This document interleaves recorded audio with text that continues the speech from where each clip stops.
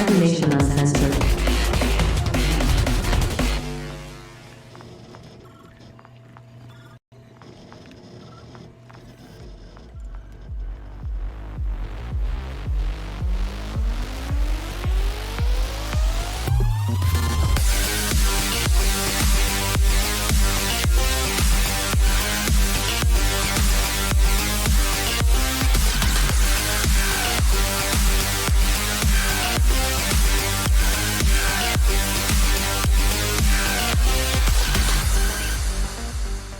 We're live with another show of Tales from the Forlorn Dopes. I am your host, Cybersmily.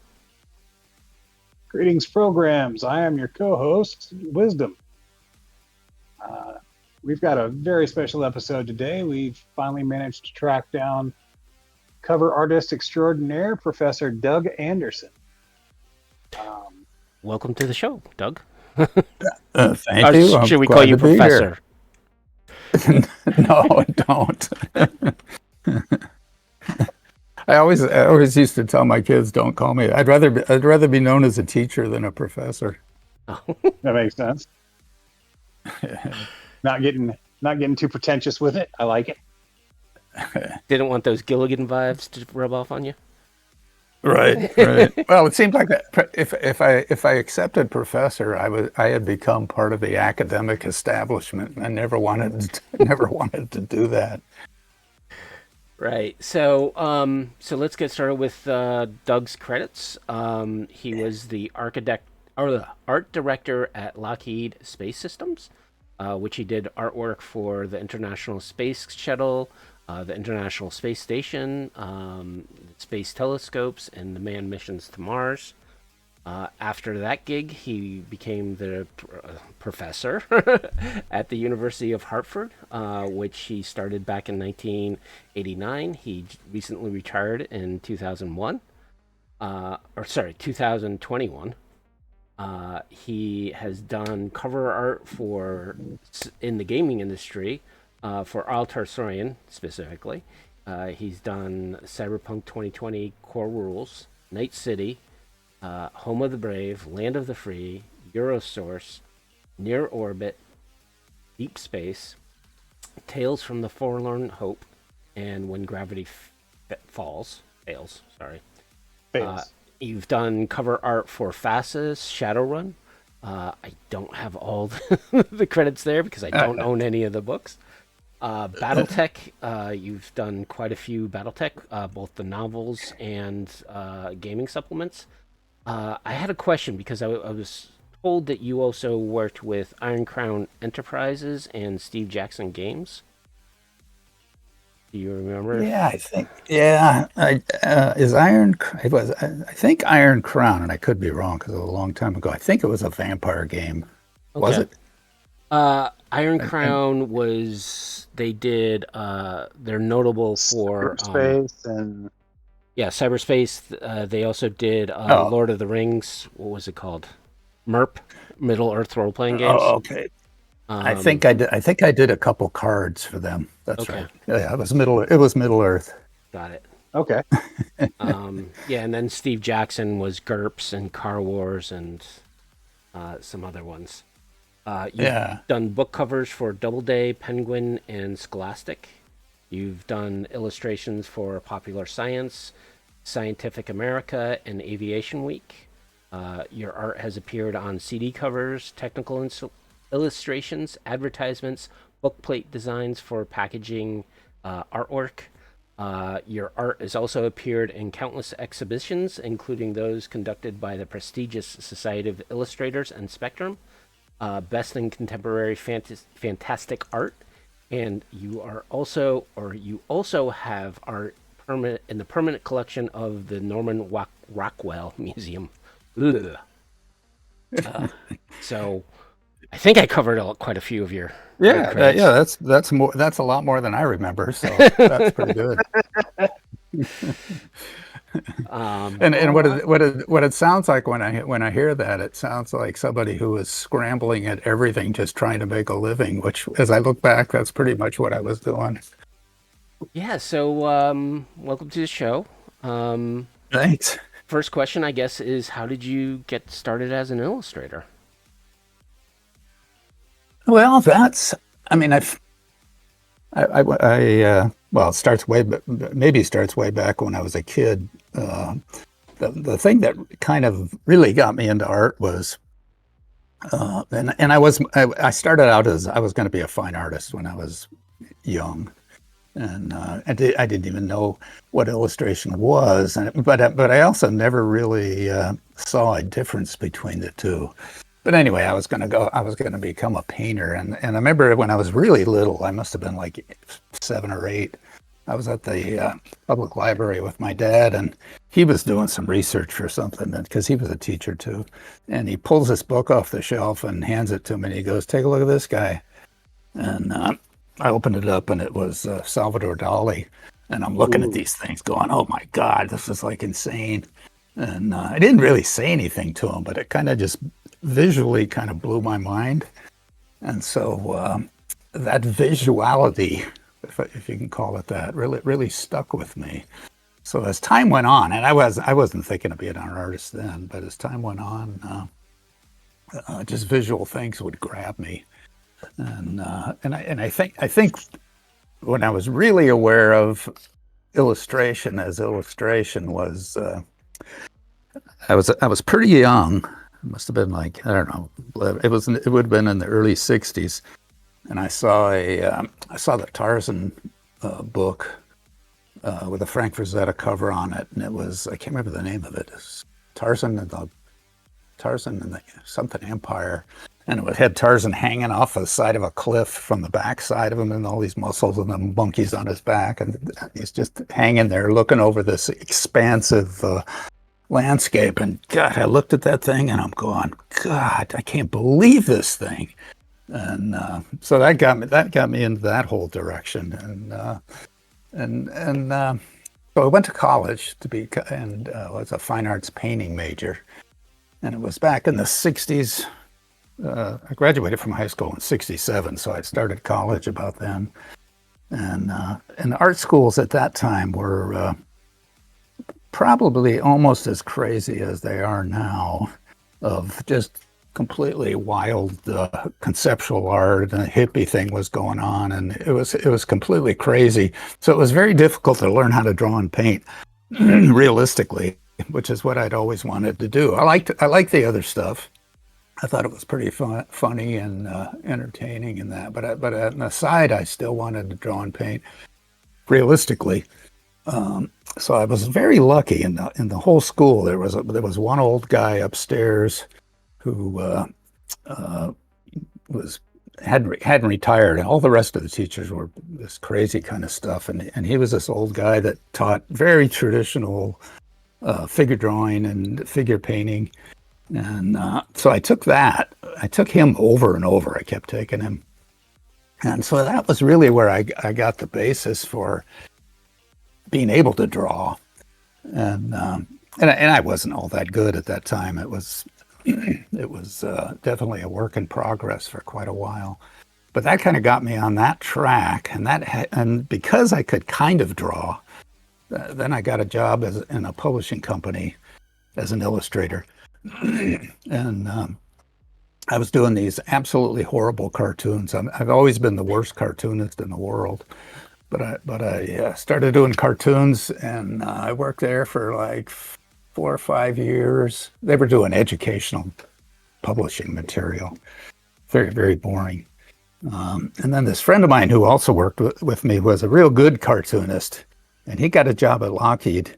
And he left the publishing company where we were both working at. And he's working at Lockheed, and he was telling me all this stuff he's working on, space telescope and all that stuff. And I was going, I gotta get it in there. So I hired in, finally, applied and hired in there. And I really had to fake it because I really didn't know that much about technical illustration or all that. And so I took a night class in drafting, because at that time, if you believe it or not, drafting was still alive. Now it's all computer and probably 3D modeling and all that. But so that helped me learn perspective. It helped me learn to read blueprints. And as I got into Lockheed, I started out doing just horrible stuff. But as I worked my way in, I started doing kind of conceptual renderings of things that haven't been built yet. So they wanted to sell these ideas to the customer, which could be NASA or it could be the Air Force or something like that. Right. And then I started doing paintings like that. And I worked there for about 12 years, and it was pretty interesting. I mean, it was very interesting and very boring, kind of both at the same time. So, and then I got this a friend of mine who was another illustrator, children's book illustrator, Dennis Nolan. He hired me, or asked me if I was interested in teaching, and it was in Connecticut. So I was in California. I was working in Silicon Valley, and which wasn't quite Silicon Valley yet. I think they called it that then, but it was barely getting started. And so he asked me if I was interested in moving back east, which was something I had never ever thought I would do. But I came back here and checked it out and talked to, saw the school and that, and applied for that and got that job. And that helped because I was able to kind of branch out of straight kind of commercial work, and I was able to kind of go in, concentrate more on science fiction stuff, which I'd always been interested in. Even at Lockheed, I was doing a little bit. So okay. That's kind of a rough synopsis of the whole thing. Again, like I said, it was all just scrambling to survive. Is what it always comes down to. Yeah. It seemed, people when I had students when I was teaching and stuff, and you tell them, kind of how you got going. They think it sounds like a really organized plan, but everything was just kind of fallen into or stumbled across or accidentally happened, and it's more luck and accident than planning. So yeah, the other illustrator we talked to, which was Michael McDonald, he mentioned how he started off very slow. He was kind of doing art, but wasn't sure about making a career of it. And then someone saw his art and said, "Hey, can you draw me this? And I'll pay you X amount of dollars." So he said within a year, his skill, was times 10 because it was putting food on the table, right, and paying the rent and all that. So yeah, that's exactly how it.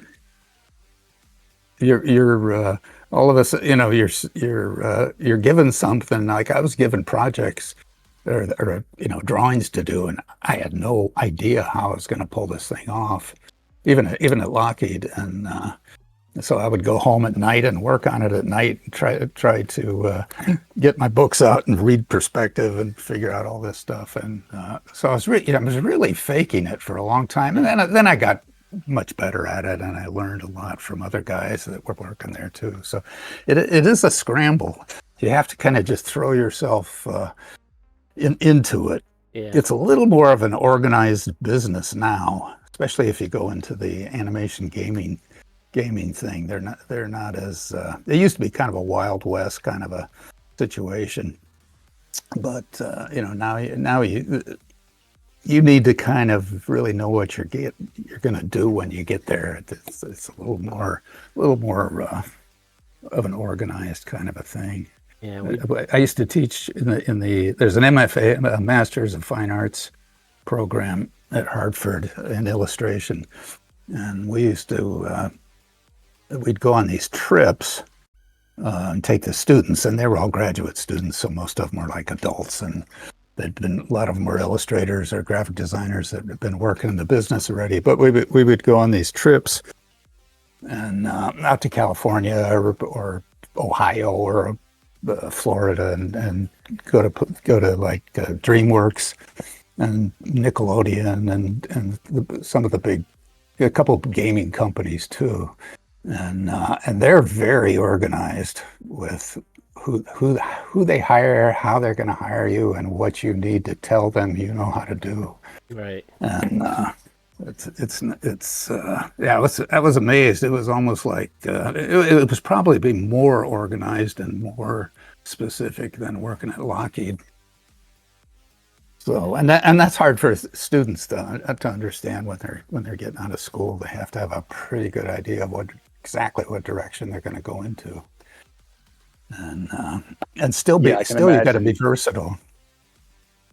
Yeah. Yeah, that's the key. Be versatile in art, and it's like, I'm not good at profiles or portrait. Yeah, you can't do that. That's you've got to be good at everything, because it was like doing these covers for the Cyberpunk ones or the FASA, the Shadowrun game. When they call you up, you have no idea what they're going to ask for. Yeah. And when you're doing science fiction, it could be the weirdest thing or the craziest thing you could even think of.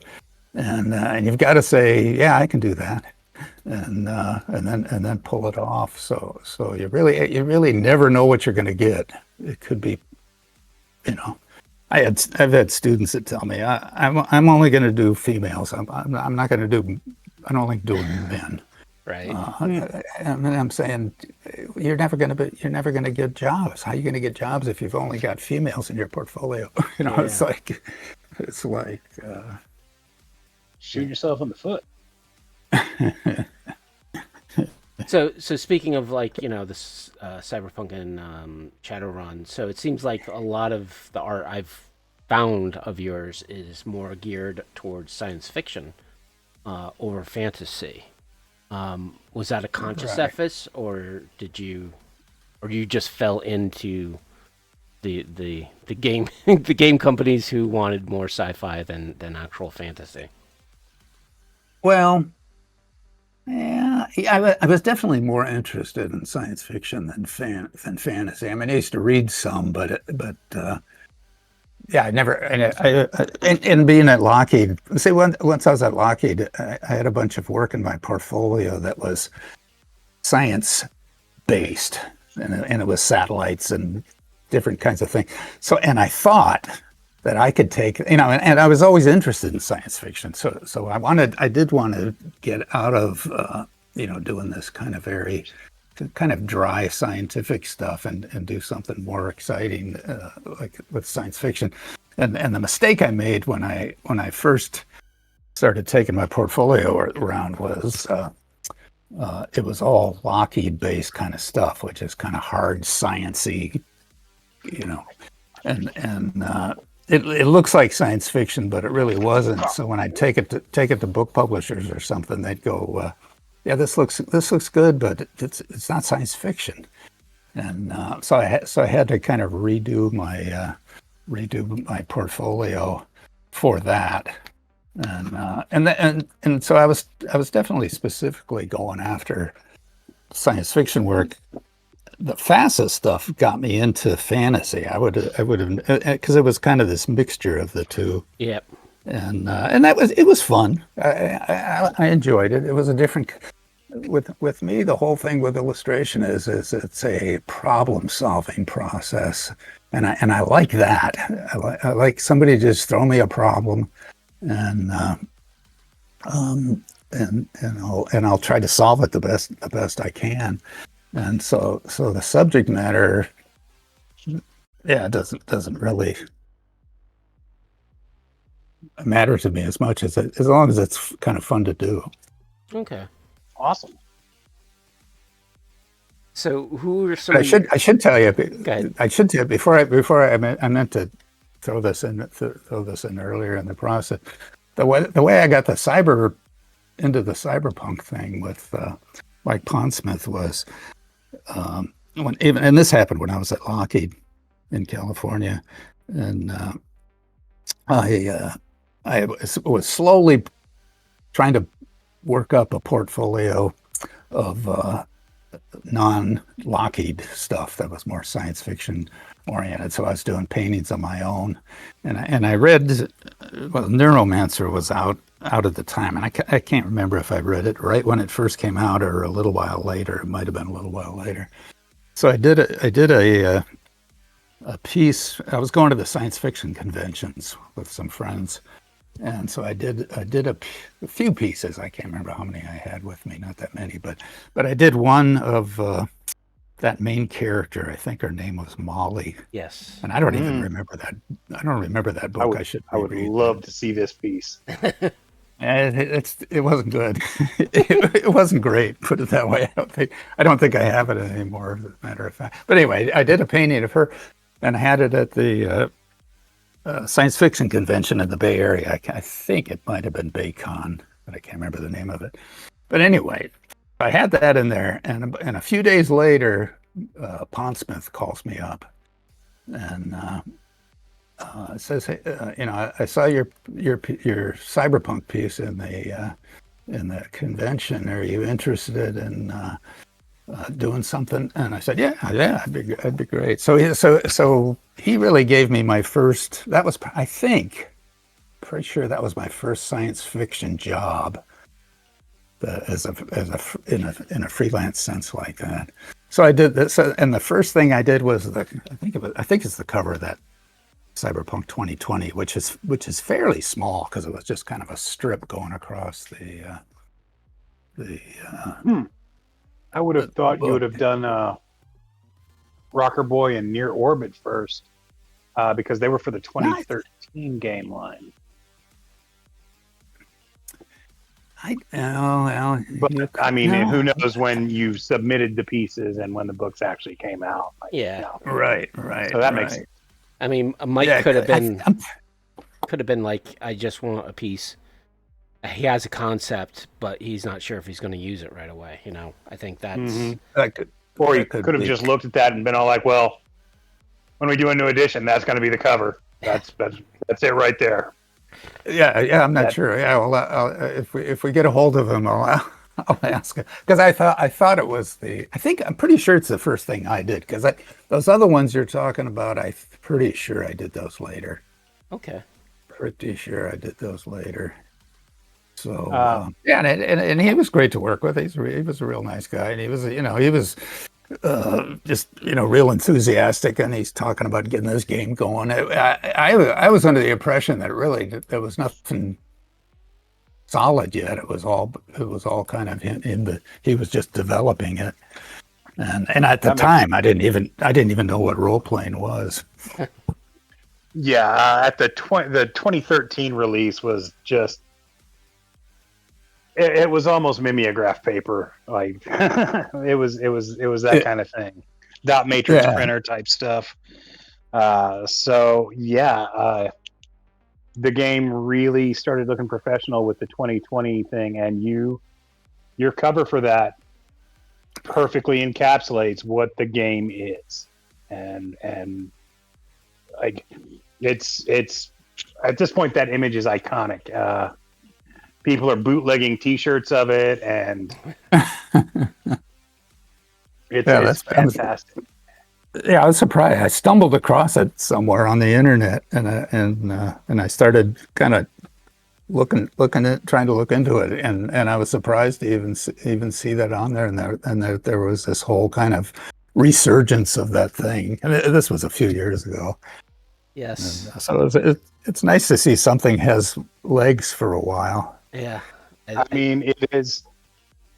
The game was on for like 10, 15 years. The game was on life support. Basically, the internet sites like mine and Will's, they were what was keeping the franchise alive for a while.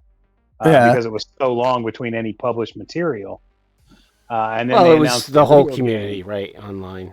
It wasn't just us. It was it was the internet community, but then the video game got announced that they were working on it in like 2013, and like immediately there was a boom in interest in the game, and that like hit tenfold when the video game was actually released in 2020, and it's just kind of grown since then. To be honest, because they keep CDPR knows how to throw out merchandise. Like I'll give that to them. They got the merch thing handled like George Lucas. Yeah, so that's one of the computer. So that's the computer game company that relaunched Cyberpunk, at least in an electronic format, right? I mean, I've got party streamers for Cyberpunk, which is insane to think of. And the tabletop role playing game is huge. It's constantly on like drive-through RPGs, bestseller lists, and they keep it alive with monthly DLCs, and they release books again on a fairly regular basis. Yes. So yeah, your stuff is again being sought out and appreciated, and it lives on. Yeah. Yeah. And at the time Cyberpunk was pretty new back then. I mean, there was Neuromancer came out, and then I don't know time-wise when Blade Runner came out, but those two kind of like really heavily influenced almost all science fiction back then, and the whole look of everything kind of changed from the way it was in the 50s and 60s. It kind of gave it this grungy edge to it that was a nice change of pace. And, I think Neuromancer came out in 81, and Blade Runner came out in 82. Okay. I could be wrong, but I think so. Yeah. No, that sounds about right. So yeah. Yeah. So go ahead. I was going to say, you have done so many covers for so many books, game lines, magazines, all sorts of stuff. Was there ever any one particular piece that you really felt a connection to, or was it all just a gig? No. I for the most part, I think I was saying right a little bit before we came on here that I've been away from that. I've been doing other things. I've been painting differently. I haven't done any science fiction stuff for a while. But now I lost my track. What the heck was I going to say? Remind me what we were just talking about. Well, did you have any favorite pieces that you really felt connected to? Yeah. So almost a lot of them. I would, and especially the early Cyberpunk ones I did. I really liked Night City, and the first one has some. It was okay, but it was little, and I wish I could have done a better job at that. But I did the best I could at that time.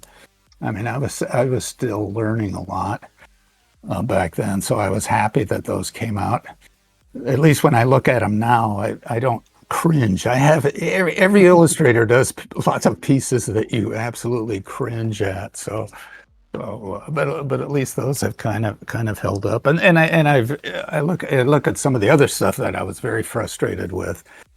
But now that I haven't, it's kind of some of it's tied up in my basement, and I haven't seen it for 20 years. And I pull it out and look at it, and I go, that feels pretty good. I kind of like that. But no, I really loved the science fiction thing. I would do the best I could on every piece, even though many of the pieces did not come out like I wanted. But I had a good number of them. I would say more came out pretty good than bad. So I guess that's saying something. Yeah, just an FYI. So Art Talsorian does what are called download content DLCs, and basically they add to the tabletop game. Last month they put out one for Rocker Boy, which basically was an index of all the musical groups that are in universe. And Dolan Pondsmith, Mike and Lisa's daughter, did an illustration that basically took your illustration from Rocker Boy. and redid it. Oh yeah, and I'm going to send it to you, to the image of it. So. Yeah, it's a beautiful homage. Yeah. I'd be interested in see that. Yeah, I ran across. Well, I think it was the pod. I was listening to one of your previous podcasts, and you mentioned her name, and I didn't know who she was, but I figured it must have been one of his kids or something. And so I looked her up, and yeah, she's got a bunch of stuff that's looked really good. So yes. Yeah, that'll be interesting to see. So since you inspired her, who inspired you when it came to Oh boy. Well, like I said, that when I was pretty young, that Frank Frazetta cover really hit me, and so that really kind of set me off on that. But as a kid, I was heavily into Mad Magazine, and some comics. I read comics, but I was never I never became a comic book fanatic. But I've always liked them, especially for the art and that. But definitely, Mad Magazine was probably and why I don't know, because I'm the worst cartoonist in the world, but I loved Jack Davis and Mark Drucker and all those crazy stuff that those guys were doing. And so as far as Aragon's are my favorite artists from Mad. Yeah. I mean, they had a big show. I know. They had a big show at the Rockwell Museum last year, I think it was, of Mad Magazine, and it was all the Mad Magazine artists. They had everybody, and what was amazing was the scale those guys were working. They were pretty big. Even the cartooning stuff. Some of it's done pretty good size, and they had some Kelly Freas covers, and he always did some of the best covers. I can't remember the other guy. There was another guy that was really good. But yeah, so that stuff was a big influence on me, and that sense of humor was also a big influence. But as far as science fiction, the artist, I mean, the big artists at the time when I was trying to break into it myself were people like Mike Whalen and Jim Gurney and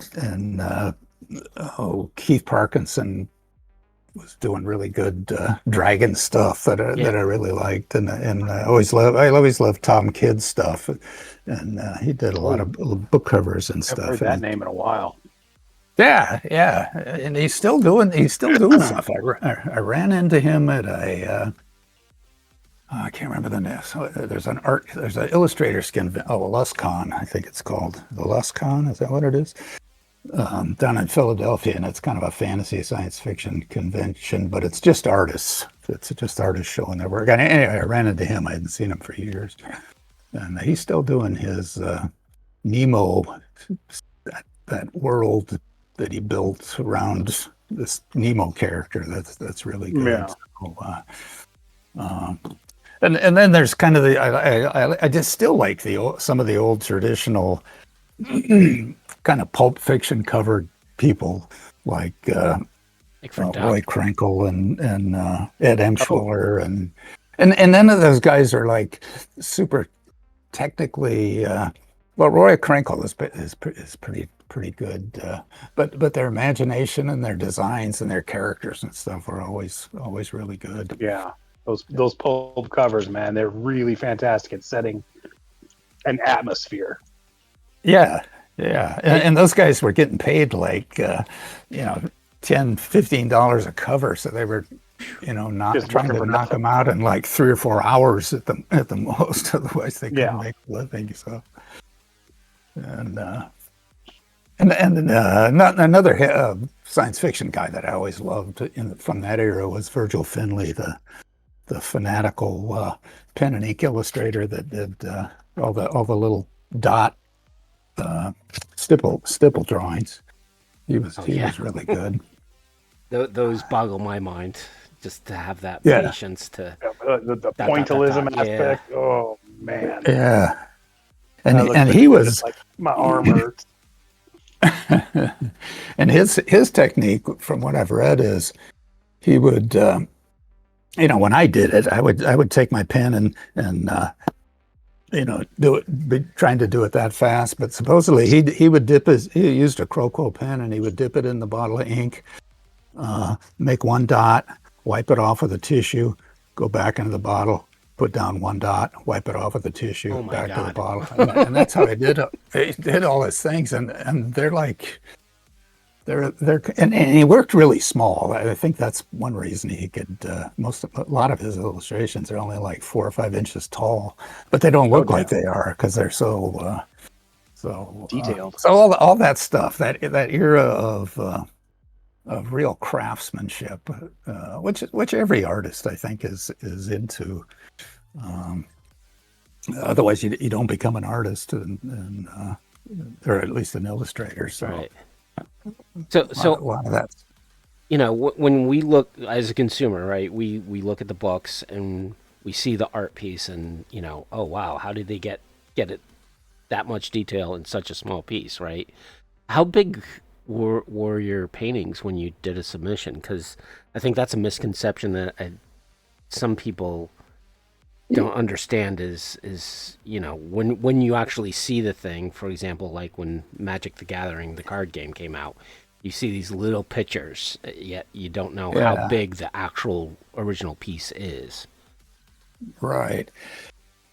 Well, my pieces, when I first started, I would work pretty small, just because I didn't know any better, really. I was kind of afraid to get very big. So like that first Cyberpunk 2020 thing, that thing's, well, it's probably 1.5 times what it is on the it might be 150%, which is still pretty small. Right. Because and I think the books are what, 8.5 by 11. So it's something like that. As time went on, Night City got to probably like 16, 18 inches.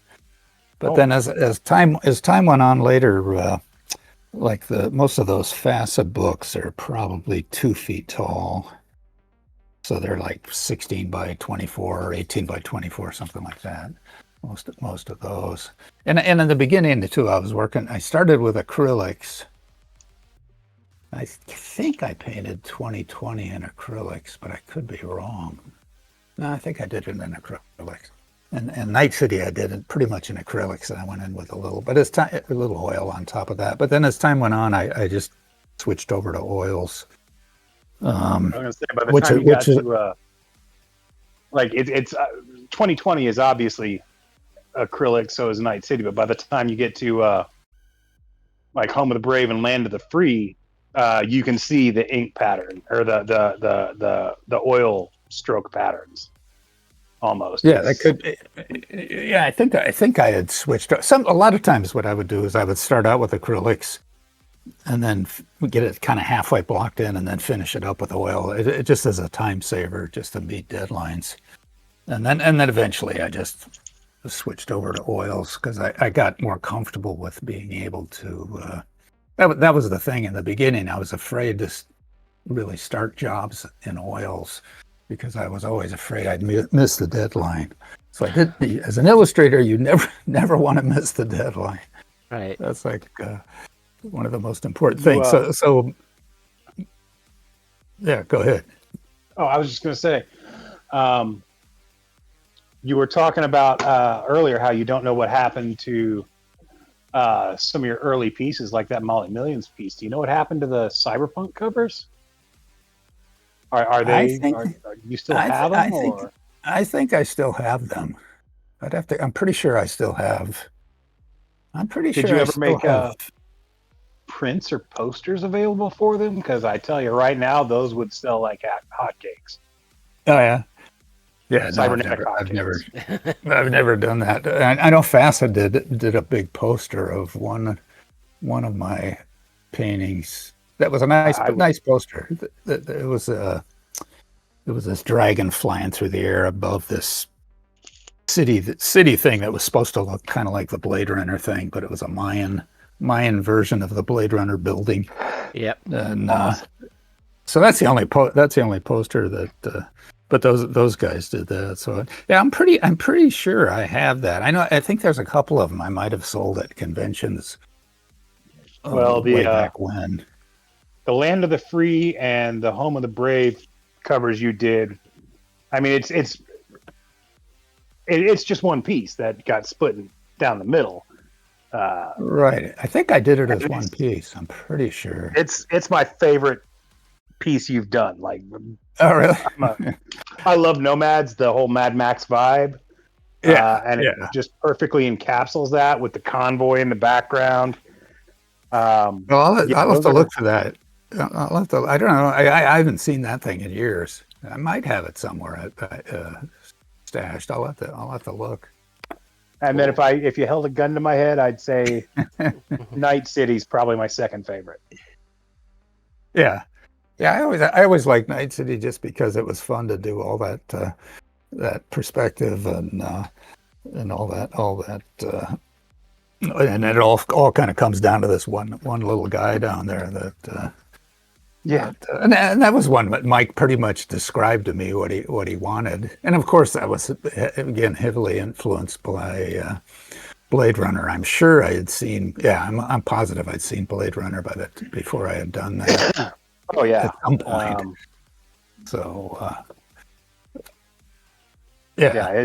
They're beautiful. I've wanted those pieces to hang on my wall since the 90s. And I just have been unable to make that happen. I'll look and see if I'll have to dig through this stuff because I have a bunch of it out where I have easy access to it, but a bunch of it I put into boxes and packaged up. And when I moved from California, I kind of never opened. There's certain things I've never opened up. So hidden treasures. But it was fun. It was fun to dive into that world and they would pretty much they were done before the books were written because usually they get the cover going kind of while they're doing the production on the other end, so they're kind of all comes together. Inspiration at the end. So they would give me a synopsis. And I'd try to get into that was a pretty good synopsis. It was kind of a story. So if they give you a story, that helps because I've always tried to work the story into the covers. That's an interesting and awesome. I would have never thought about that, like how they described it. But yeah, if they're giving you a story, that's beautiful.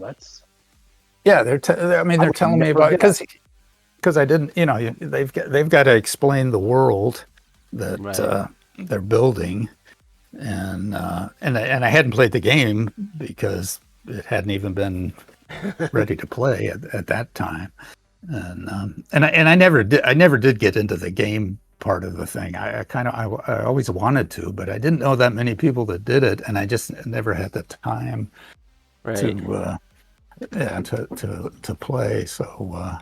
But yeah, the story part of it, and that's the one thing I really liked about the role-playing game covers between both Cyberpunk and Facet was the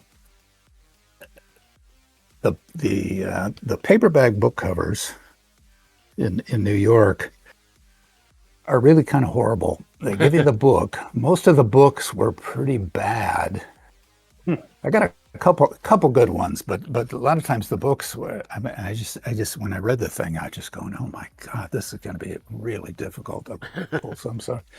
But then the real problem with them is you're working with an art director, and that art director is working for the marketing people.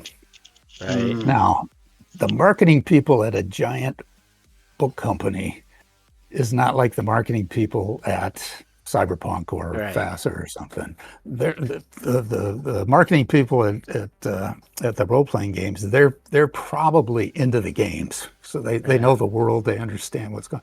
The marketing people at the big book companies, they could have been working for General Motors, 6 months before. They're just marketing people. So what happens is you give your sketch to the art director. And usually they have some sort of an art background, so they're kind of easy to work with. But then these marketing people get hold of it and just ruin it. They come back with these completely stupid ideas, and basically they just want to, a sexy girl on the cover or something completely ridiculous. Whereas the role playing people, they were always, it was a lot more fun working for them because they were into the game and they were into the story and they were into really making it look good for the fans. The paperback book covers, they'd be happy to stick anything on the cover, even if it had nothing to do with the story. So that was what I really liked with the role-playing games is you're really, and myself, I was always very conscious of, I wanted to be appealing to the fans, because when I looked at a paperback book cover, it appealed to me as I was a fan of that. I was a fan of Kelly Frias or any of those guys in Mad Magazine and that, and so the fan part of it was always very important, and so I would try to get as much little stuff in the story as I could dig up. So, the one thing I noticed was it seemed like you were the late 80s into the 90s. You kind of did the illustration, at least for the gaming industry. Don't know what you've done for Doubleday and Penguin, but did you kind of like peter out of doing illustration work in the 2000s, or was that you continued to do it but less than to the gaming aspect of it? Yeah, well, the gaming thing really died in 2008 when the market kind of crashed. Yeah, I know FASA kind of. Yeah, I can't remember if they went under or they just got really they went under because they basically had robot designs from a Japanese company. However, the American distributor basically sued them into oblivion. So they couldn't get out of it. So after that's too bad. Yeah, because after 2008, everything kind of slowed up, and that was kind of so I was doing. That's when I was doing stuff for like just anything to try to make a living. I mean, I was teaching, so I had some freedom that I could kind of pick and choose things. But I was doing probably more non-science fiction stuff then. But I was doing some science fiction painting for myself, and a few magazine things, and that was and even the magazines. I can't remember what it was. Fantasy, was it Fantasy Realms or Science Fiction Fantasy Realms? There was a magazine. There was a couple of those. Even they took a hit at that same 2008. That financial wipeout. All the fan magazines pretty much died around then. Like all the comic book magazines, like Image and Wizard, and the like Dragon and Dungeon, which had been going for God knows how long. They both died at the same time. Yeah, and so that period lasted. I mean, the whole country's economy was pretty screwed up for probably 3 or 4 years to recover from that. So by the time it came back, and it did come back, and then things started firing up again. I'd kind of moved off into different things, and I was teaching more, and I really didn't feel like. Once you get out of the market for a little while, then you've got to remarket yourself, and with teaching and all the stuff I was doing, I just kind of let myself fade into the background, and I was still doing stuff. I was still painting, and I got into kind of what I'm doing now, which is the one thing with painting science fiction and fantasy, and that is it's great, and I love it because it's you're creating a world that doesn't exist, and you're trying to put all this stuff together that makes it feel like it's a real place. But I had done that for so long that I kind of forgot what reality looked like. And when I was in school, my painting teacher was a pretty traditional. We did pretty traditional figure drawing and figure painting and stuff. So I needed to kind of get into just going back, and I got into landscape painting and going out with a little easel set up and sitting out in a field somewhere, and I did that for about 10 years, and that was very difficult when I first got out there and started doing that. And I'd done it once or twice in my early days, but it was always a disaster. But once I started doing that, and I thought, well, I've been illustrating all this time and I've been painting all this stuff. It shouldn't be that hard. It was really hard because you have to do everything right. You have to figure out your composition, figure out your colors, your shapes, and all this. And I was working fairly small, so they weren't big. But even knocking out a 8x12 oil painting and you've only got like 2 hours before the sun completely changes direction, and so that was a real challenge, and I learned a lot. I wish I had done that when I was younger. If I had done that when I was in school and getting out of school, then my illustration would have been a whole lot better. I kind of learned everything backwards. That was one of my faults, I guess.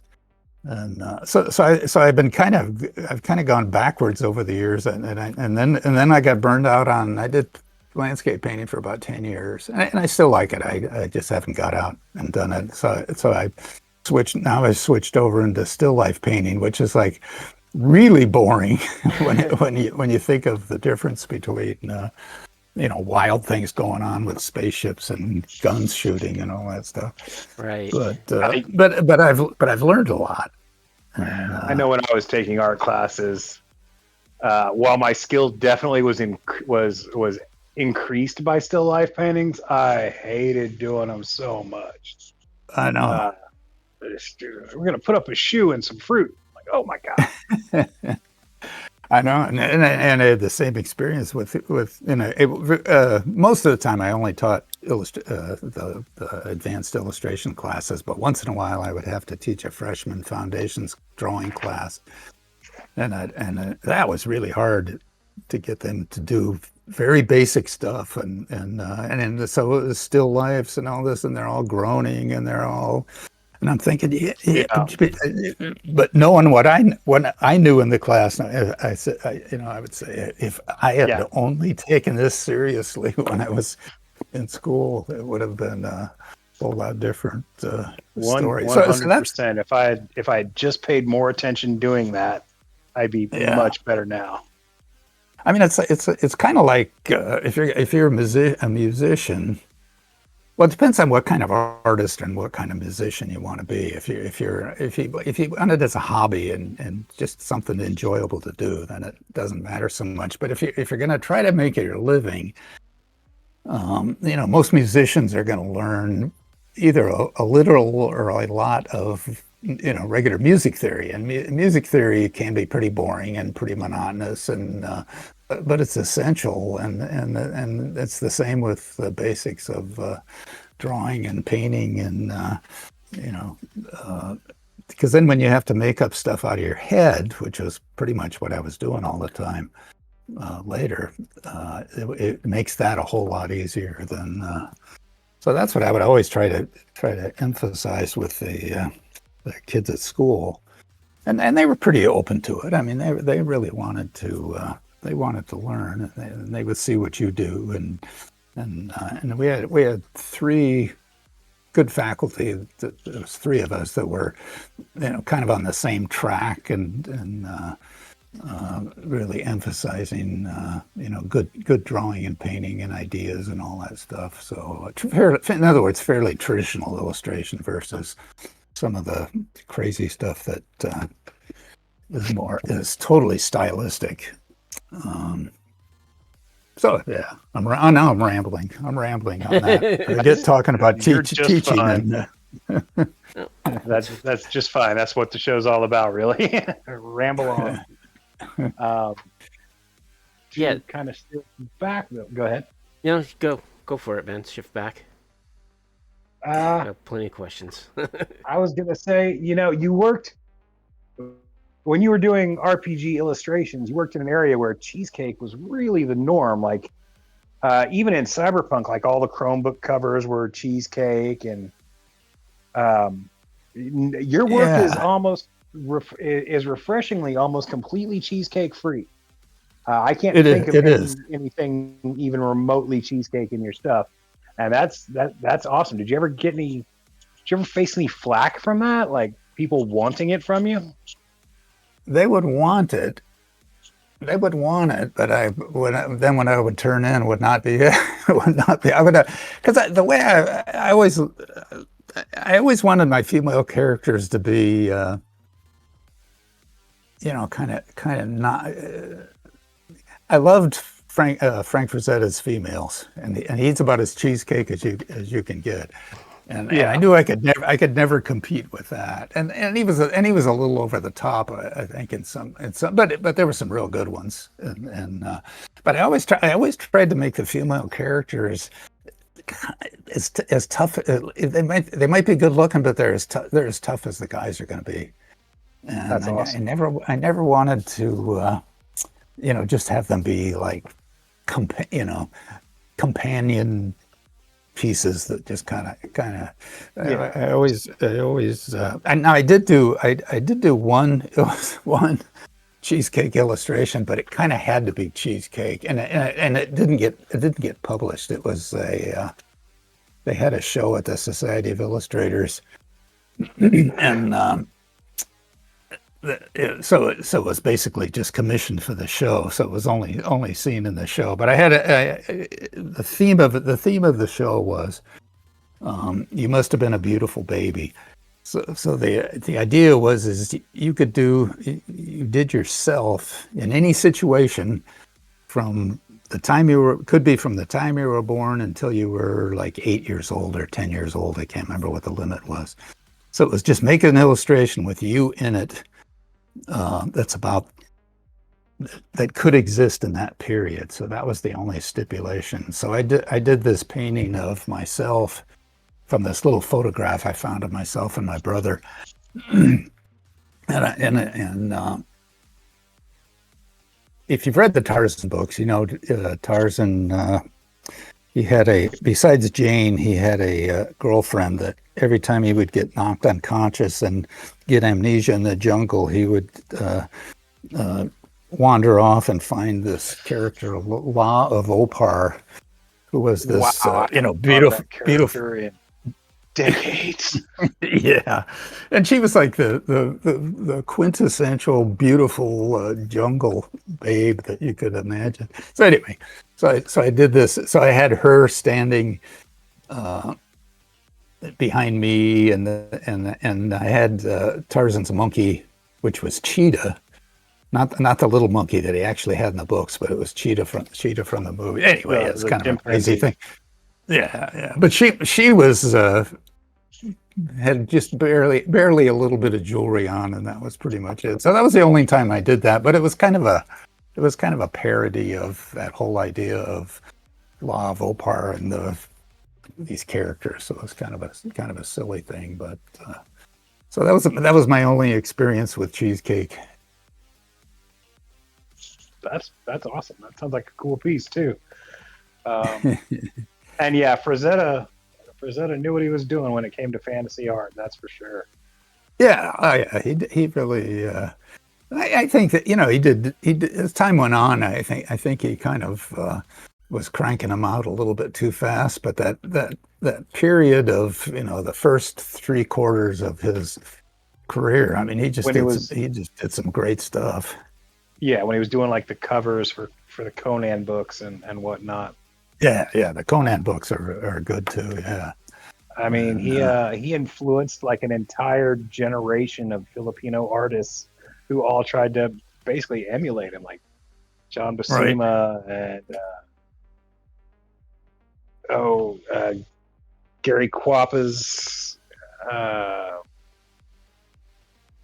Silvestri to an extent when he first started out, but then he changed quickly.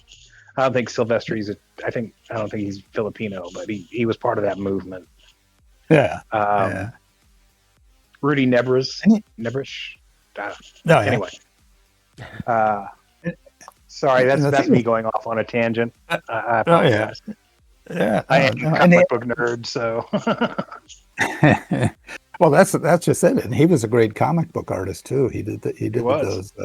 those westerns, and he was great with pen and ink. I mean, he was as good with pen and ink as he was with the brush. So, and I've always loved pen and ink. I've always wanted to be a pen and ink artist, and I do fountain pen drawings all the time, but I'm terrible at it. I just can't do it. But people like him and Edwin Austin Abbey and some of those great pen and ink guys, and he was always a real good one. So they make it look so easy. I know. And it's so not. And you look at the line control he had, and nowadays everybody's using the electronic pads where the line work is kind of smoothed out by the program that they're running, and those guys were just and that was the thing that blew my mind at that Mad Magazine show was there was a ton of pen and ink stuff, the comic book, I mean the panel pages from Mad, and the line work in that. Of course, they work pretty big, so when they shrunk down, it kind of tightened things up. But their line work was just unbelievable control and brush work too. They did a lot of linear brush strokes in there, and completely different from because all my students in that they're all can't wait to get on the computer so that they can use the tablets and the iPad screens and everything. But digital tools and whatnot. The cheaty cheaty stuff. And half of it's just done, and it doesn't have the computer. I mean, the computer lines that kind of smooth themselves out and kind of make themselves thick and thin, somewhat on their own. They don't have the expressiveness that you get. When with somebody, there's a couple good. I stumbled across on YouTube. There's an interview with Mort Drucker, and they show him drawing. And it's a fairly big. I'm surprised how big is knocking out one of those cartoons. And he doesn't draw for very long on it. I wish they'd have showed him a lot longer, but you could really see him just putting these lines down, and it was great to see that. Yeah, I met Sergio Aragon at a convention in I'll say it was 89, 90. It was a long time ago. And he brought some of his pieces along, and I was amazed at how big the pieces were to then get shrunk into the little border sketches that are all over the page. And his I watched him do some of his work, and like you said, that line work that they do is just it's insane. Yeah. They just they're drawn with don't make any mistakes. Yeah, and they're drawing with their arm. Yeah. I mean, the students and myself too. I'd see these. You see this stuff printed in a book, and it's really tiny and it looks really tight and really little and detailed.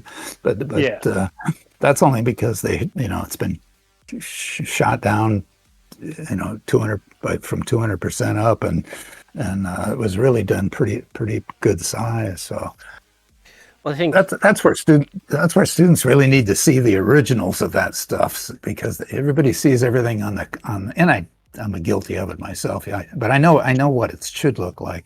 But if you only see it on the computer screen, you're really not seeing it. You've got to see some of the originals, so you've got an idea of what people were really doing. Yeah, and I think one of the struggles, at least for me, when I was doing art. Was I had a heavy hand, so when I did any sketch with pencil, because of my heavy hand, I would just, make the hard lines, as opposed to what you see a lot of, at least the old school illustrators, is, they would make several lines until they got that one that they liked, and that's when they would punch it up, right? And get that flow within your hand, which I don't think necessarily you can really learn that flow through a computer. No, you could. Yeah. Well. Yeah. I mean, there's some people doing computer stuff that's really good. It's just that students get too enamored with the trick of it, the tricks that are involved with it, and they don't develop their their drawing skills off the computer, which will always help the computer. It'll help your work on the computer. But I've you look through Spectrum and half of it's probably digital, and there's some great stuff. I don't know. I don't think they make Spectrum anymore, but whatever the last one was. Right. So there is a way to do it. There's people doing some great painting and drawing on the computer, but so it's kind of a trap for students. Right. So speaking of this, what do you think are the skills that a new illustrator should concentrate on? Whether they're doing game illustrations or just plain art for themselves? Well, I mean, if they're illustrators, which is really all I should talk about, I don't want to get into fine arts as a whole other world. But I mean, and if you're working, if you're working in this gaming world, there's definitely stylization going on, and there's cartooning, and there's exaggeration, and all that. And so that's all important. But you really want to learn some basic stuff that's going to end up reinforcing that. It's only going to make that stuff better later on. So really boring things like learning perspective, which the kids or I call them kids because I'm old and they were like 20 years old, so they're not little kids, but they're kids to me. Being 75, they're like babies. I mean, the first time I taught freshmen, they walked in the room, I thought, oh my God, because even the difference between freshmen and juniors and seniors is like a world of difference. But anyway, so learning things like perspective. I mean, you look at any of these world building things. You're dealing with buildings and planes and cars and vehicles and all kinds of stuff. And so getting the basics of perspective and perspective actually will help your figure drawing too. And so all that real basic stuff. A still life isn't too much different than a city model. It just doesn't have all the windows and all the little details that you're going to put in later. So just learning those shapes and how what light does when it hits them is going to help. That's really what I used as my basis for anything I had to paint that didn't exist. Because when I would shoot reference for my figures, so I had decent lighting on the heads and hands and the poses and that. But the costumes and most of the color I would make up, and the costumes and all that. I would have them in, the character, say like that. I do remember that character for Night City. I shot a picture of myself with a Polaroid Instamatic, which the picture came out about 2 by 3 inches. I think it was a little tiny thing, and I just wore a black trench coat.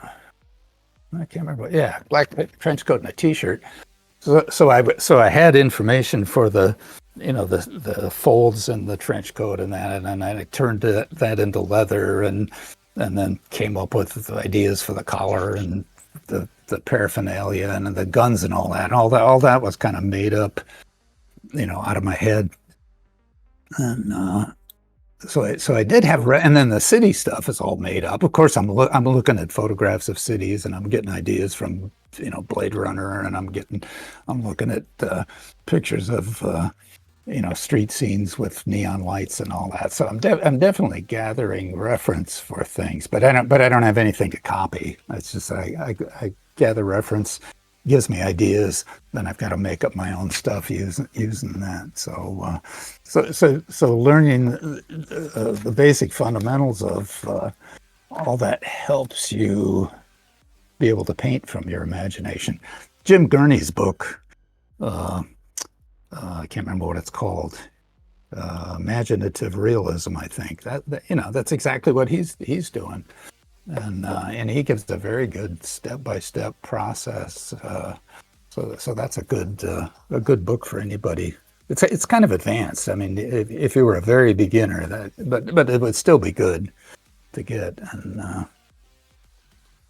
so yeah, that's I can't emphasize that basic stuff because I kind of knew that stuff up. Well, I did know perspective pretty well because when I worked at Lockheed, I was doing a lot of technical illustration. So I had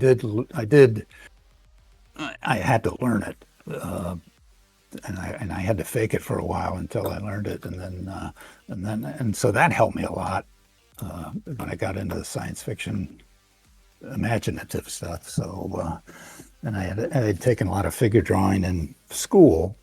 Oh, and when I got out of school, I was not great. I was okay. I could get by. But there were people, Mike Whalen, do you know his work from way back then? Way back when? Yes. Yeah, he was in my painting class. Oh. And I didn't really know him. I mean, I'd talk to him and say hi and stuff in class. But he was in my figure painting class. We had the same teacher who was a great guy, Maynard Stewart. But Whalen was the guy in class who was first of all, he was really good, but he was really good because he worked 10 times harder than the rest of us. I mean, we were all, I was pretty serious in art school, but I was sidetracked by, it was the late 60s, early 70s. So, everybody's smoking dope and running around, hippies and crazy stuff. And he was kind of like that too, but he was a lot more, serious than at least I was, that's for sure. So he was kind of I always looked up to him, and then he got out of school and he started doing covers, and he was kind of a definite influence on me, especially just being interested in the book cover market.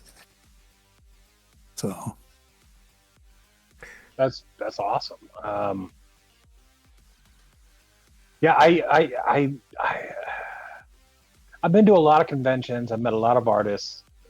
I've met a lot of writers, just tons of creative people. And it always amazes me to get their perspective on really anything, because they look at it through the eyes of an artist, and like that perspective is so much broader than just everybody else, really.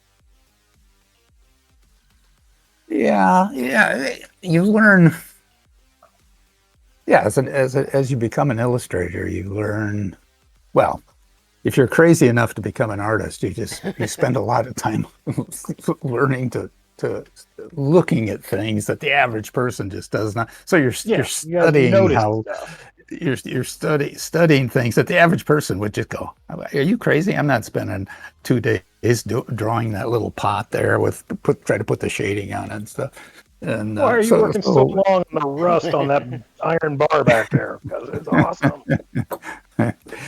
Yeah. So it comes down to being an artist. You have to really love this idea of creating a visualization of something, whether it's something right in front of you or a completely made up imaginative type scene.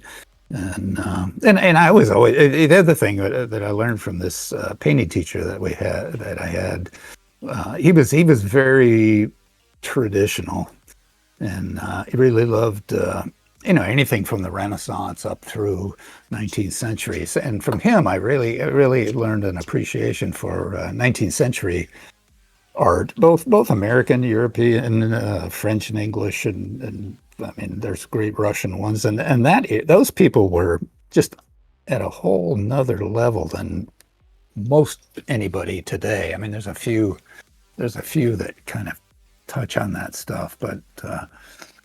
And a lot of those artists were kind of the fantasy artists of their day, because they were doing paintings of what life was like in ancient Rome or ancient Greece, and or these ancient super battle dramatic scenes. Paintings too. Yeah, battle scenes and people dying and and they were doing the same thing that. You're doing when you're doing any kind of imaginative painting. You've got kind of create in your mind what this vision is going to look like, and then get a bunch of reference and models. And they didn't have photography until 1830, so and even that wasn't very even that wasn't they would pretty much be painting from life for most of it. So and that's where I've kind of and all through my career, I was always interested in that. So I was always getting ideas from that stuff, as well as looking at. I think a lot of people into fantasy art and comics and all that, they only look at their genre.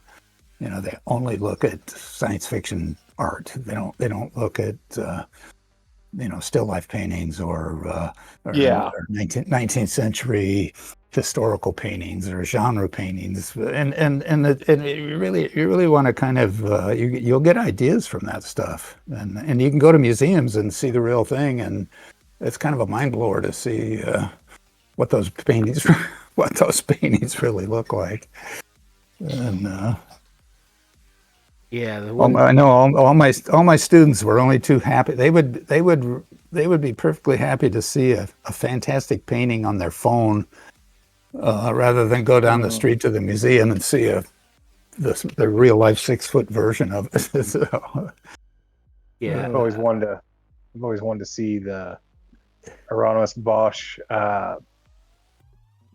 Midnight in the Garden of Good and Evil. I would like that live.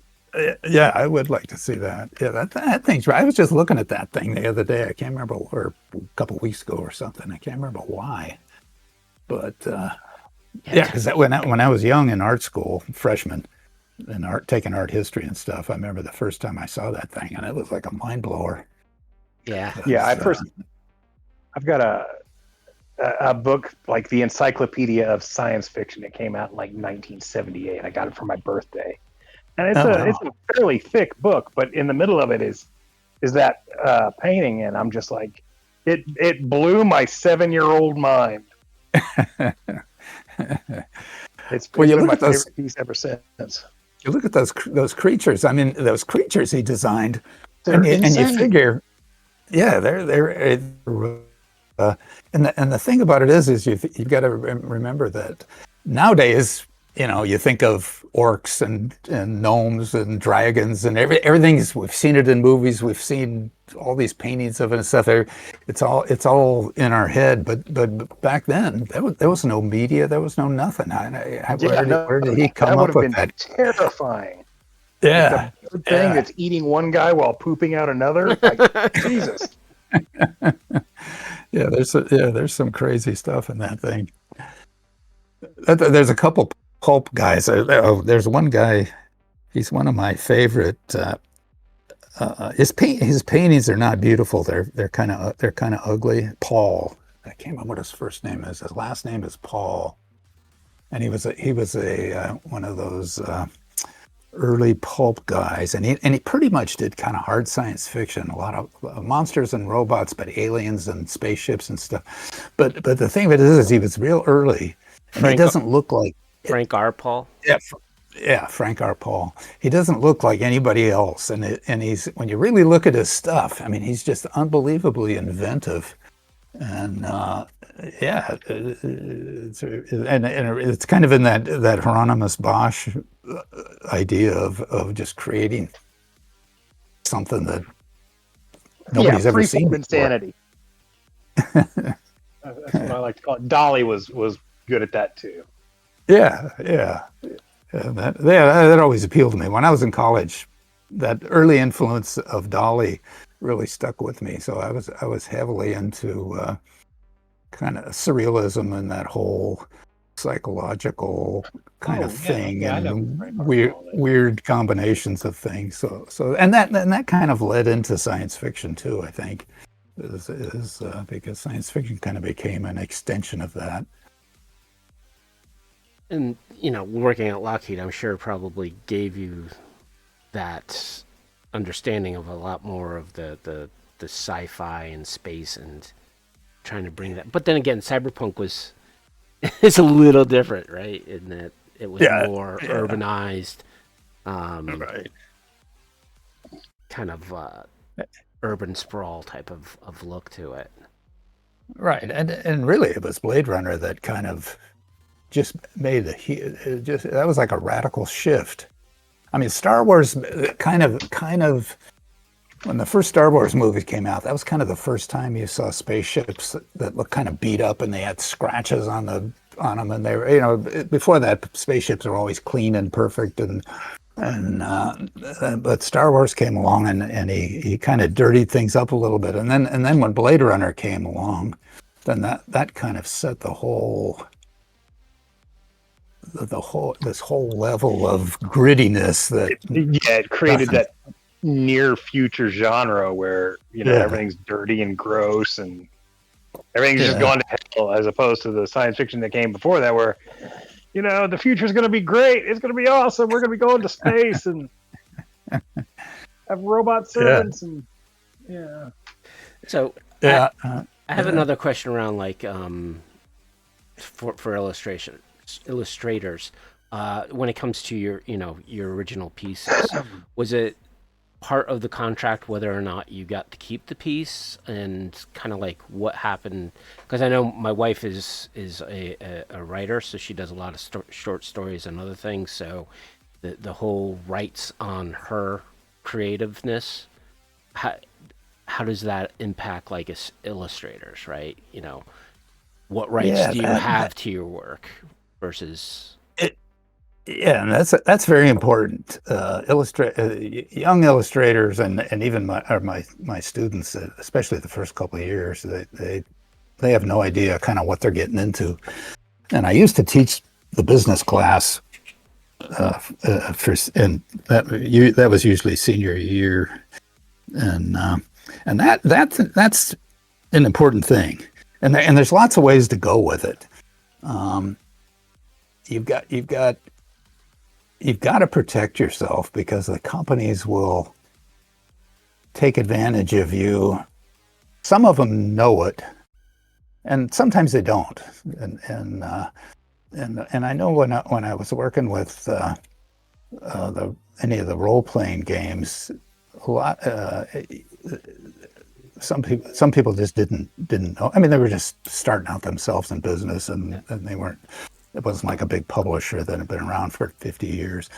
And so what you've got to do, the whole idea of copyright is real important for any kind of artist or writer, and photographers too. And the photographers really screwed themselves in the beginning, because they did not pay. I'm sure some did, but I know the ones at my school, they did not pay it. They didn't even want to hear about. When we'd get together and say, illustrators are trying to protect their copyright and all this stuff, and photographers, there's photographers that are trying to do this too, and we don't care about that. We don't want to hear about it. But anyway, so you've got to, because it's your art is the only way. The value of your art is not, as an illustrator, is not so much the piece itself as what it's worth in the marketplace for the client. How much money are they going to make off this cover? Are they going to print 500 covers, or are they going to print 50,000 covers? If they're going to print if it's a small company and they're only going to print 500 covers, then that thing's worth so much to them. If it's a big book company like Penguin or something, and they're going to print 500,000 copies of this thing, then that same cover is worth more to them. Mm-hmm. And so that's why you would charge more to a client like that. But in the beginning, so what you've got to do is learn a little bit about copyright law, and it's not that complicated. Don't let it throw you. It's fairly easy to get a grasp on it. You might have to read a book or two, but it's not.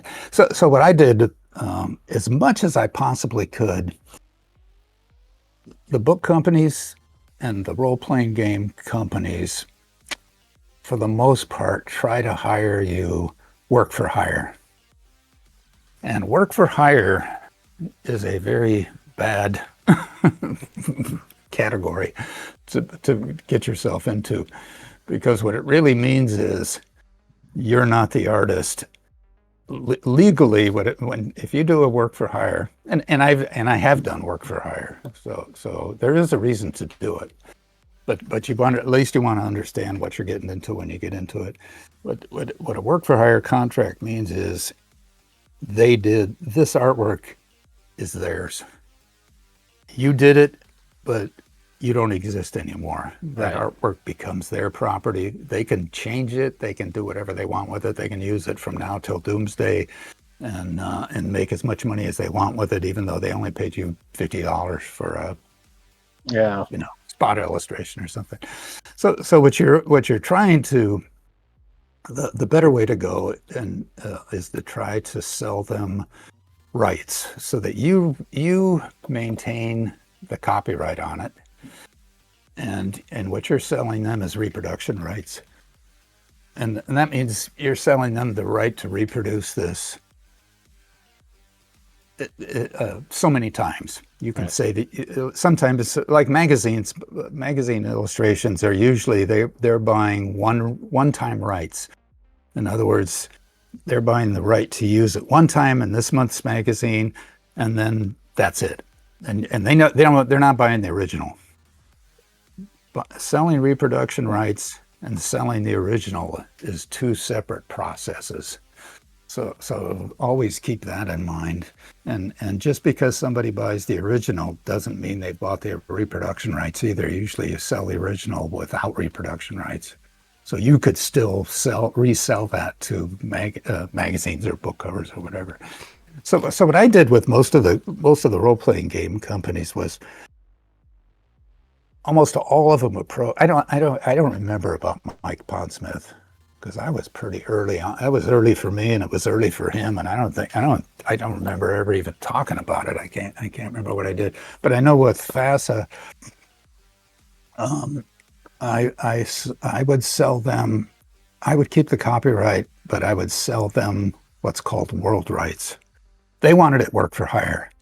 But the only reason they wanted it work for hire because their lawyers told them, make the contract work for hire. So, and the art directors, they didn't know any difference. And I says, I don't do work for hire. How about if I just sell you world rights, or all rights? It can be called all rights or world rights. And what that is I'm selling them exclusive rights. I can't sell it to anybody else, and they can use it for anything they want for as long as they want. Right. But the difference is the copyright is still mine, and that's kind of the way you want to go, because then you're controlling things a little. Now I could have told them, or I could have held out and said, I'm only selling you one-time rights. You can use it on this first publication of books. If you're gonna republish this book again later, 2 years from now, you're gonna have to pay me a fee for second rights. You can do that. But I knew that they weren't gonna go for that, and there was no reason. So what I worked out with them was pretty good. So I kept my art. I still have the copyright, but I did sell them world rights, so they had the right to use it for as long as they wanted. Now that they're out of business, I guess it comes back to me. So, awesome! In a situation like that where you've sold the world rights but retained copyright, what's the benefit of retaining the copyright in that situation? Just in case they go under and it comes back to you, or I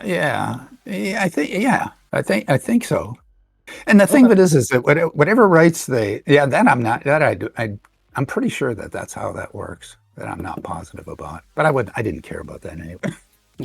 Because what you're doing is when you the more rights you sell them, the more money you try to get for that. Well, I knew I could only get so much. They were paying a kind of a set fee. I don't even remember what it was back then. Right. And right to hire would mean you would have to give up the original piece as opposed to selling them the world rights, you know, you still get to hold on to the original piece. Oh yeah, that's a definite benefit. Okay.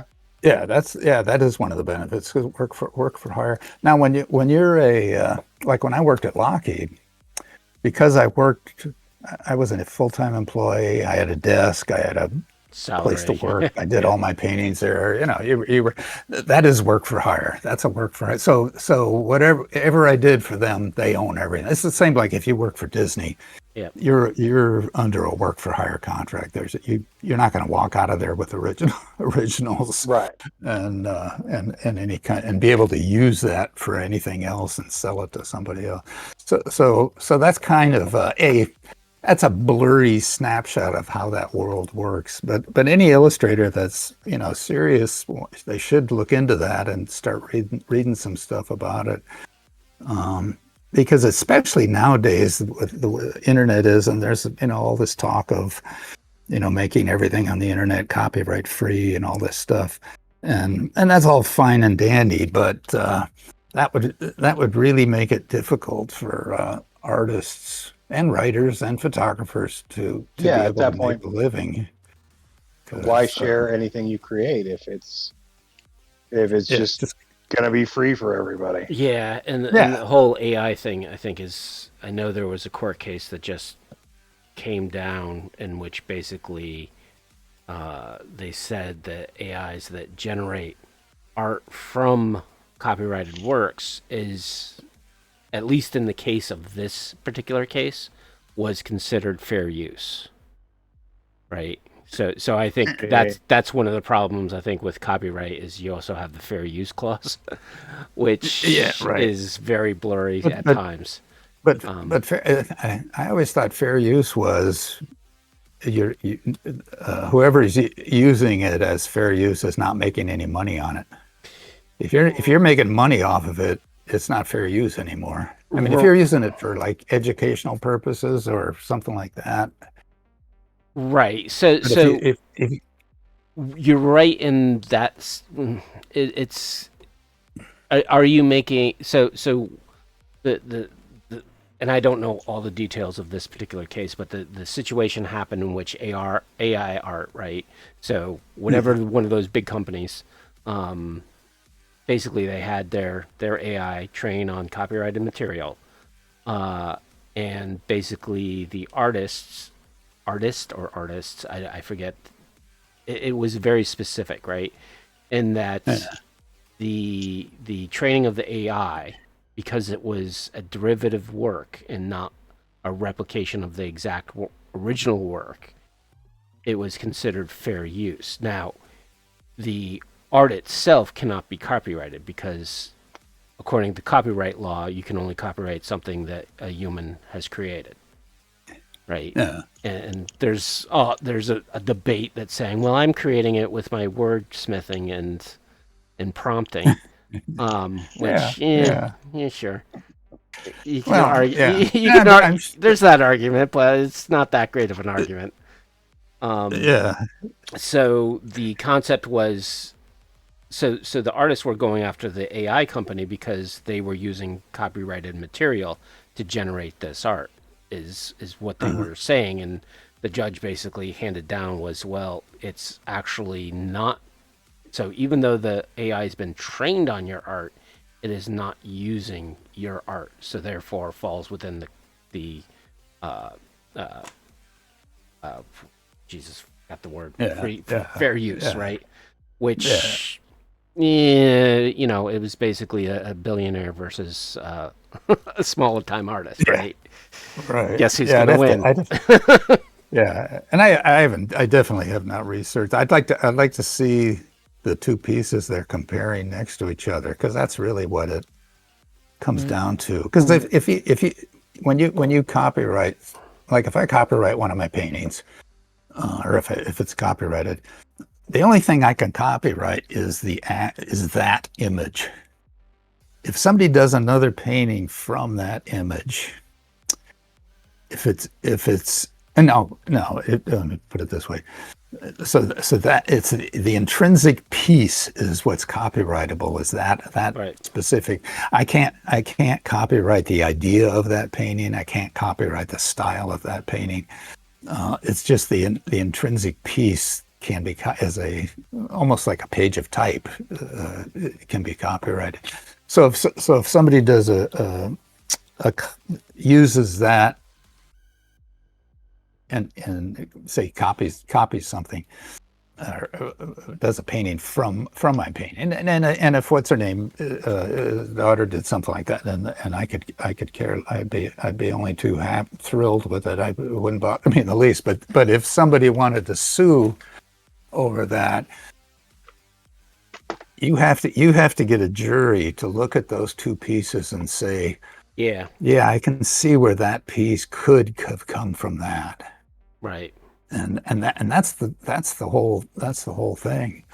Well, Disney is actually going through this whole process, and of course, we all know that copyright laws were created by Disney and have been maintained by Disney.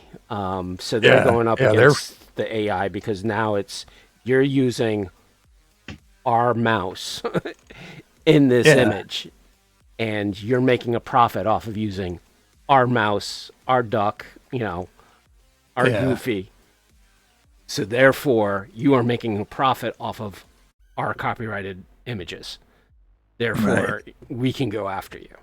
I don't know I don't know when that case is coming up, but I know that's coming up. Whereas this other case was kind of like, it was, I think, for not big artists, but enough to get a lawyer. But yeah, so that whole concept.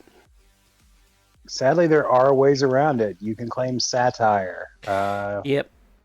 Well, so what they were claiming was because it was derivative work, because the AI, they weren't using the exact piece. The AI was creating a derivative work. He was basically stealing the style. Yeah. Right. And speaking of the whole copyright thing, is that's one of the reasons why FASA kind of folded, was because they were using images and styles of their battle mechs from Mechron, right? Which was Robotech. Macrons. Yeah.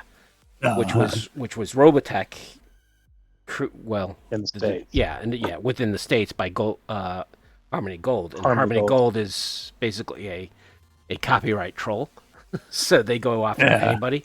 So they were going after anybody that had like even a robot, right? They were saying this is ours and we own it, right? And of course, the bigger the companies like Mattel was like, now we have better lawyers than you, so you coming after us. And I think like before the pandemic, and I forget the exact year, but there was another company who was using the Macross styles and designs, and Harmony Gold went after them, and they're like, no, we went to the original Japanese people, and the Japanese designers were like, yeah, Harmony Gold, you don't have these rights. You have the rights on your story of Robotech, but you do not have the rights on the images or designs or any of that. Those are ours. So yeah, it's definitely, it can get complicated when you get into those kind of cases. But if you're just an illustrator, understanding this is not that bad. And what you're doing is what you're really trying to do is just protect yourself as much as you can. And I would always be very careful in my gathering of reference that I would use photos from out of magazines and stuff, but I wouldn't. It would be so different from it. Nobody would ever recognize it. I would make sure that, or I would shoot my own reference. Which is 95% of what I did. It was, and so you're not infringing on somebody else's copyright, because they could sue you, and then you're trying to protect yourself from being ripped off. I would never worry about being ripped off by other artists. I could care less, and I could care less if people took images of my thing and made screensavers or cards or something, but if somebody like Disney used one of my paintings, then they've got a lot of money. I would say, hey, Wait a That's an minute. entirely different story. I want to get paid. I want to get paid for something. I want something Disney like money.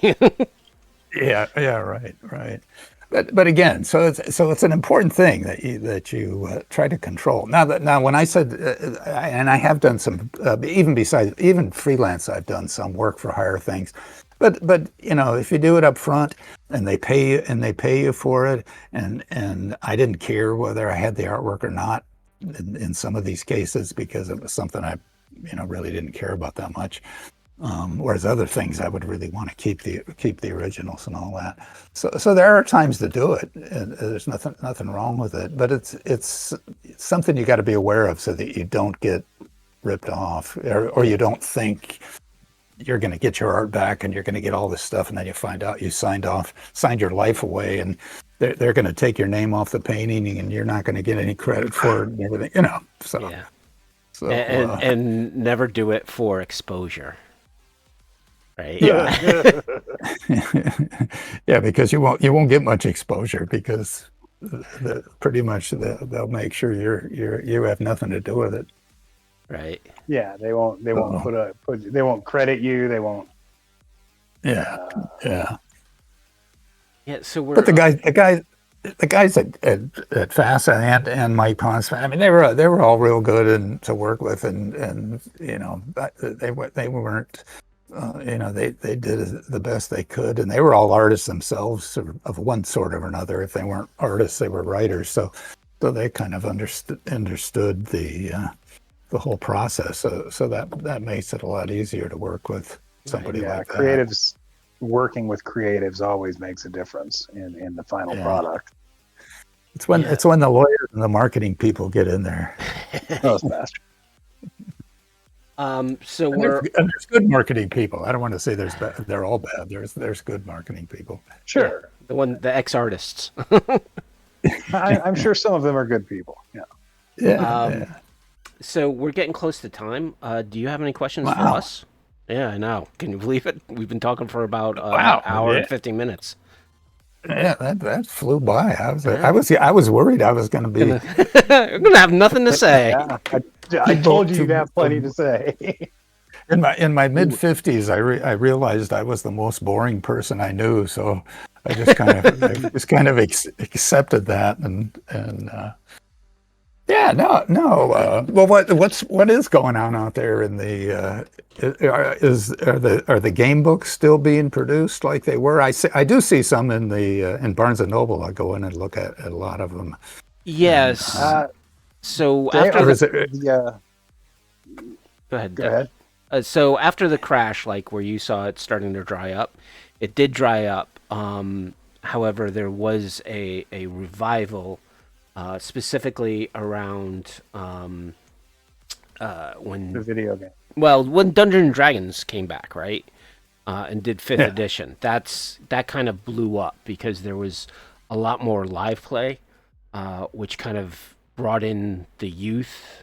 The Gen X or the Gen Zs and the Gen Alphas into role-playing games again, right? And seeing live plays and being exposed. Oh, this is how you play tabletop games, right? So there's kind of been that renaissance, and I think the pandemic also increased that a lot because people wanted to. It was the only way to game. Yeah, well, it's the only way to game, and also, what am I going to do? I'm stuck at home, right? Yeah, there's it was one of the few ways left to socialize with your friends. And there's only so much TV I can watch, etc.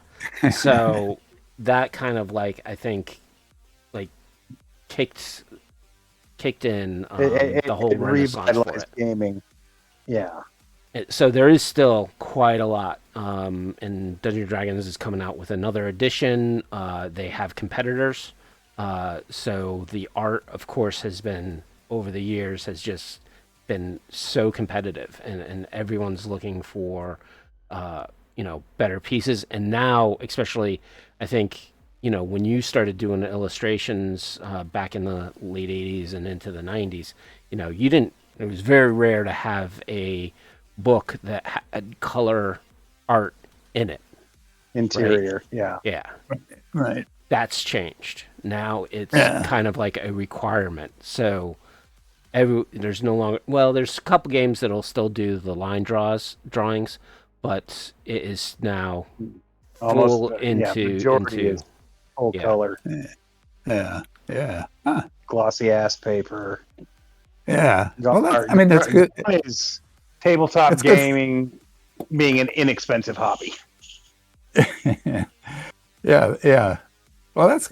I mean, that's good that there's art still being produced, and I kind of hate to see black and white go, because I love black and white, especially when you get into pen and ink and all that, and so it was nice to have that mixed in there with it. But there still is, but I think it's more the quality of the game supplements has definitely dramatically increased. Yeah. One of our viewers, PW Bindy, says, "Thank you, Doug, for your artwork. Looking at your art reminds me of the fantastic times in my life." So you have fans. Oh, that's good. Understand, Doug, that for many people, seeing your art on the cover of these books is why they bought the books in the first place. So you introduced a lot of people to the genre, to the game, and these are memories that they hold dear. I know I do. That's nice. That's nice to hear, because when you're an illustrator, you're just locked away in your studio, and you really don't get a whole lot of feedback. Maybe at the conventions and stuff, but so that's very nice to hear. Yeah, another poster said, Corgopolis 2 said that Corgopolis. Yeah, there you go. I'd like to say he's a huge personal fan of your work. Those covers for 2020 were largely the reason why he colors. Well, so he's taken those line drawings from 2020 books, and he's actually coloring them in and posting them. Cool. So you kind of given him the inspiration as well with Gave him your art style. As it were. Good. Yeah, that's good to hear. So, any other questions you have for us? No. One thing I did want to say when we were talking about AI is the one. I know there's this whole thing with the competition that people are afraid of being put out of business with AI, and it's definitely going to happen up to a point. But it's like any of these other, it's like they said that when the computer came along, and all these things. But the one thing that you can do as an illustrator that AI, at least right now, and may never do as well, is you've really got to be good at try to tell a story in your illustration. You don't just want a figure stuck in the middle with lightning bolts and everything kind of symmetrical and holding a sword up in the air. You really want to get into your world and try to figure out what's going on. And that's where I think you can do a better job than what AI at least is going to produce, which is just skimming the internet for ideas. It really hasn't even come close to really being AI. They say AI, but it's really kind of a. It's like when they called those things hoverboards that were just two wheels and motorized. Like, it's not hovering. You're not off the ground. Same type thing. Yeah.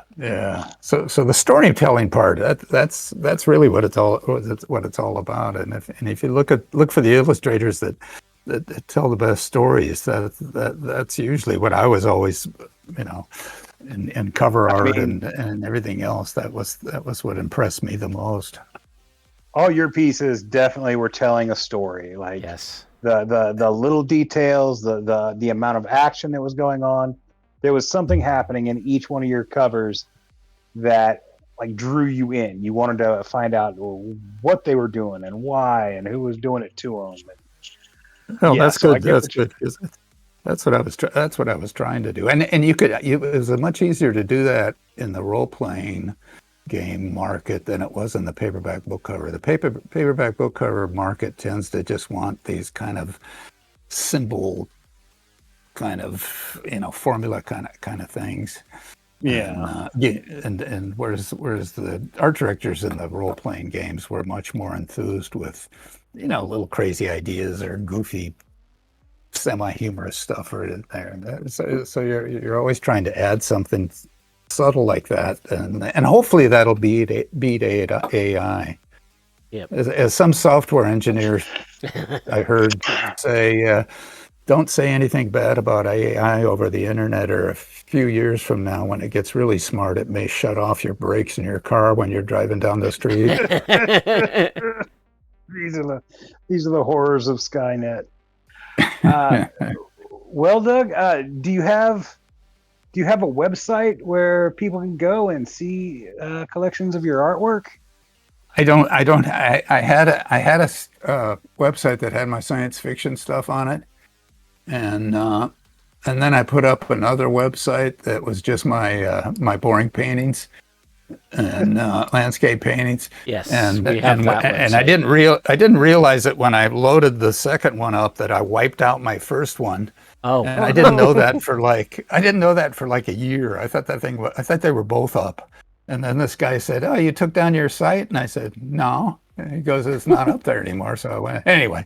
So that once that got wiped out, I never kind of got back to. But I have that. I have my landscape painting site, which is that's one of the ways we use to track you down. Yeah. It was a long process tracking you down, sir. Because we came upon your site, and I'm looking at all your still life stuff, and I'm like, that's a signature. That's exactly his signature. That's him. We found him. Yeah. So that's there, and if so somebody could, but I don't. I mean, there's some stuff. I looked on the internet just to see there is some stuff floating around. So maybe I'll get another. Maybe I'll put up another science fiction website, and I should do some new science fiction art. I haven't done any for a good while, so that might be fun to do. You should definitely do that, and you should find any of those original Cyberpunk cover paintings and maybe make some prints from them and sell them to me. Yeah, so we're gonna pass your contact information off to Mike Pondsmith, and I know. That'd be good. He did post a message on Reddit a couple years ago that he would love to get back in contact with you to maybe do some work for him. Yeah, that'd be fun. I don't know. Yeah, I don't know. The one thing with being retired and only painting for myself is I've become very spoiled. Yeah, that's beautiful. It's nice. It's nice. I can work as slowly as I want or as fast as I want, and now no deadlines. If you're in demand, now you can be like, okay, it's going to take me 6 months. No pressure. Maybe a year. Yeah. Maybe a year. So. That's good. Yeah. So we're gonna do our outro. Thank you so much for joining us. My pleasure. That was fun, Mr. Anderson. It was my pleasure. Great talk with you. Fantastic. It's something we waited a long time for. So again, it was a lot of fun. If you want to see Doug's art, it's Doug Anderson with sen-art.com. That is, as he says, the still life and the landscape. Still stellar work. So go check that out. I am Cybersmily. I have a Cyberpunk 2020 site called cybersmily.net. If you want to go check it out, I'm on Blue Sky. Various Reddits, tons of different Discord servers, so that is where I hang out. I am Wisdom 000. I'm Derek Bernier. I run Datafortress2020.com, the largest, most comprehensive Cyberpunk 2020 site out there, and I host an archive for many of the fallen sites that no longer exist, or just online fan material. I'm getting ready to update that, so keep your eyes open. I'm going to be including a ridiculous amount of red materials. You can find me at Blue Sky. You can find me on Facebook. You can also find me through Facebook's three Facebook groups where I either admin or moderate. Of course, Datafortress2020 Facebook group, the Cyberpunk 2020 Facebook group, and Cybernation Uncensored. You can find me on Reddit at the various Cyberpunk sites there, or on Discord at many of the Cyberpunk threads there. If you feel free to reach out to us if you have any comments, questions, suggestions, complaints, we love to hear from you. We're always happy to talk Cyberpunk. Reach us through any of those means. I know my website is on the front page of my site, or my email is on the front page of my site for anybody who's looking for it. That's the most direct way to get a hold of me. We'd like to thank Rob Mulligan and Cybernation Uncensored for hosting us. And of course, once again, we'd like to thank Professor Doug Anderson for joining us today. It's just Doug. We broadcast every first and third Wednesday of the month. If you want to catch our previous shows and interviews, go to YouTube, to the Cybernation Uncensored channel, and look up the Tales from the Forlorn Dopes playlist, and you'll be able to see all of them there. Thank you very much for joining us, and we will see you the first week of next month. Yep. Till then.